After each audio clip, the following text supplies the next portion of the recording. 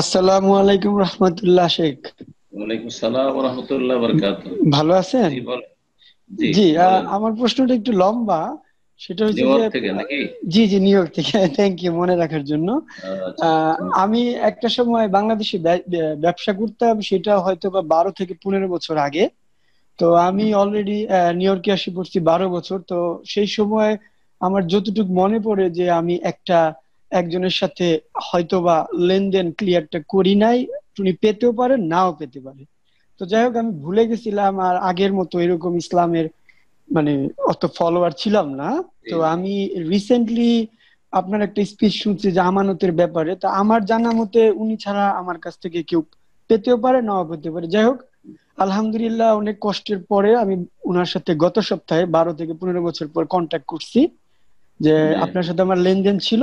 তো আমি চাচ্ছি লেনদেনটা ক্লিয়ার করতে। তা আমি তো আদৌ জানি না এটা কত টাকা, এটা হতেও পারে, নাও হতে পারে। তা হুম। আপনি যদি বলেন। তো ওই ভদ্রলোক আমাকে বললো যে এত আগের খাতাপত্র তো পাওয়া যাবে না। তো আমি আমার হুম, সাথে সম্পর্ক ওনার ভালো সেই সময় ছিল। তো আপনি জি টেনশন নিয়েন না, এটা কোনো সমস্যা না, আলহামদুলিল্লাহ। তো এখন আমার কি করার আছে, কারণ আমিও জানি না, উনিও জানে না, এবং উনি আমাকে সম্ভবত ঠিক। টেনশন করতে মানা করছে। আমি হুম কি হুম, করতে পারি? জি জি। জি উনিও ভুলে গেছেন, আপনিও ভুলে গেছেন পরিমাণটা। জি জি জি জি যে এই ক্ষেত্রে বলবো যে আনুমানিক যদি আপনার একটা জানা থাকে, যে আইডিয়া হচ্ছে যে এত টাকা হইতে পারে, তাহলে আনুমানিক একটু কম অথবা বেশি দিয়ে দেবেন। হ্যাঁ, অধিক সতর্কতার জন্য আর পুরোপুরি মুক্ত হওয়ার জন্য। আর না হলে তার কাছ থেকে ক্ষমা চেয়ে নেবেন। যদি মনে করেন যে আমি দিলাম না, আর সে বা স্বেচ্ছায় সে ক্ষমা করে দিল, যে অসুবিধা নেই, যদি আমি পাইও তো আমি মাফ করে দিলাম, তাহলে ইনশাল্লাহ আল্লাহ ধরবেন না ইনশাল্লাহ। জি বলেন। ওয়ালাইকুম আসসালাম রহমতুল্লাহ বরকাত। বলেন। শেখ, আমাকে এক ব্রাদার কিছুদিন আগে একটা আপনার ছোট্ট একটা ভিডিও ক্লিপ দিছে। সেই ভিডিও ক্লিপটা দুইটা কথা নিয়ে আর একজন আলেম কিছু বক্তব্য দিছে, সেটার বিষয় না, বিষয়টা একটাই, যেটা কি হচ্ছে বলেন। এরদোগানকে নিয়ে আর কি। আপনি ওইখানে আপনার বক্তব্যে দুটা কথা আছে, এরদোগান সেকুলার, গুমরাহি। জি জি। এখানে প্রশ্নতে আমাদের অনেক দিনী ভাই আছে, আমি দেখছি আমাদের, তারা এরদোগানকে অনেকটাই হাইলাইট করে, এরদোগান ভালো করছে এই সেই। হ্যাঁ, তে আপনার এই আল্লাহ কথাটা, হেদায়েত করেন। কি করেছে আমার বলেন। আমার একটা প্রশ্ন প্রথম যেটা, কথা, হ্যাঁ আপনার আমার প্রশ্ন প্রশ্ন বলেন। জি যেটা সেটা হচ্ছে, এরদোগান যে দেশের রাষ্ট্রপ্রধান, এরদোগান আসার আগে এই দেশের অবস্থা, ইসলামের খুবই করুণ অবস্থা ছিল। সে আসার পরে বাহ্যিকভাবে আমরা যতটুকু দেখছি, আমার জানাও নাই এরদোগান সম্পর্কে, তো হুম, ইসলামের অনেকটাই উপকার হচ্ছে। তো জি।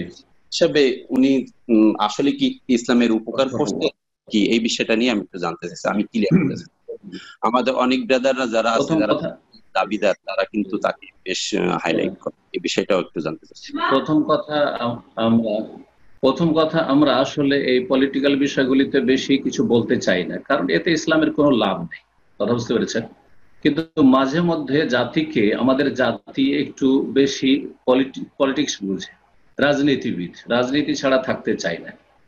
আর আমাদের জাতি, বাঙালি জাতির একটা স্বভাব আছে, নিজের চরকায় তেল দেওয়ার চাইতে পরের চরকায় বেশি তেল দেয়।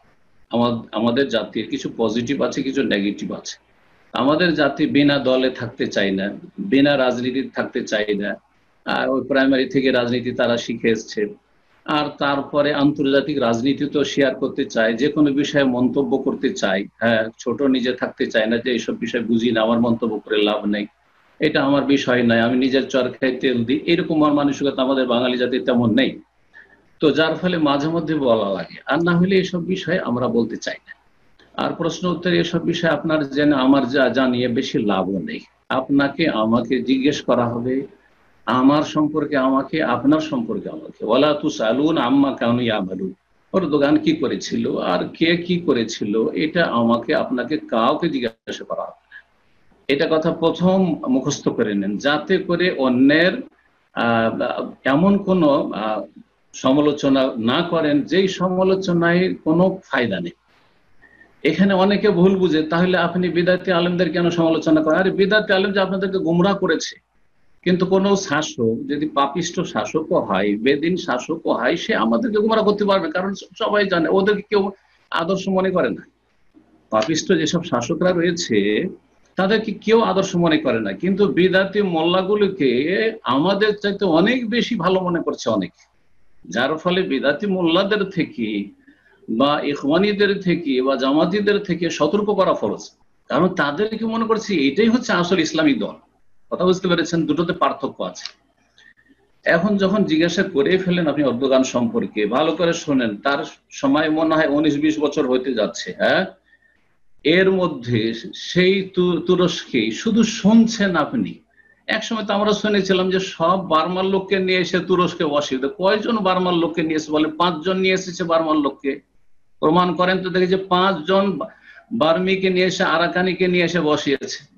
আর সৌদি আরবে লক্ষ লক্ষ বার্মিজ আছে, এখানে বার্মার মুসলিম আরাকান ভাইয়েরা আছে, বোনেরা আছে।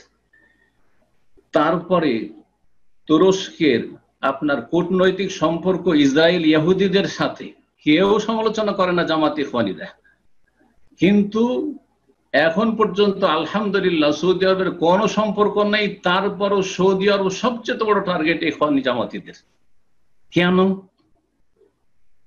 কাতারের তুরস্কের সম্পর্ক রয়েছে, সব জানেন। তারপরও তাদের সম্পর্কে কোন আলোচনা, রাজতন্ত্র কাতারেও আছে, সৌদি আরব আছে। কোনোদিন শুনেছেন যে কাতারের রাজতন্ত্র নিয়ে কোনো গায়ের জ্বালা হয়েছে জামাতি ইখওয়ানীদের? কেন নেই?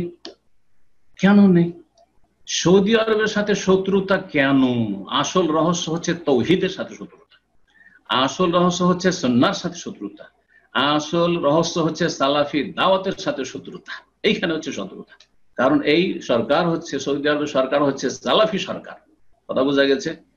তো এই বিষয়গুলি সব সময় মনে রাখবেন। আচ্ছা, তার সাথে সাথে একটু ভালো করে জেনে দেখুন তো যে সমকামিতা বৈধ আছে কিনা তুরস্কে।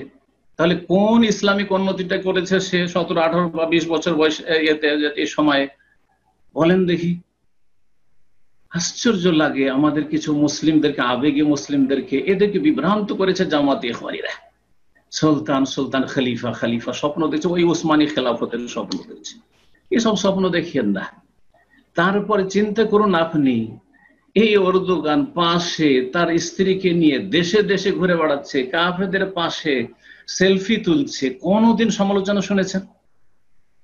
একজন আরব কোন শাসক লাগবে না, আরব কোন শাসকদের সন্তান তার স্ত্রীকে নিয়ে সেলফি তুলে বেড়াচ্ছে? দেখান তো দেখি যারা নেতৃত্বে আছে।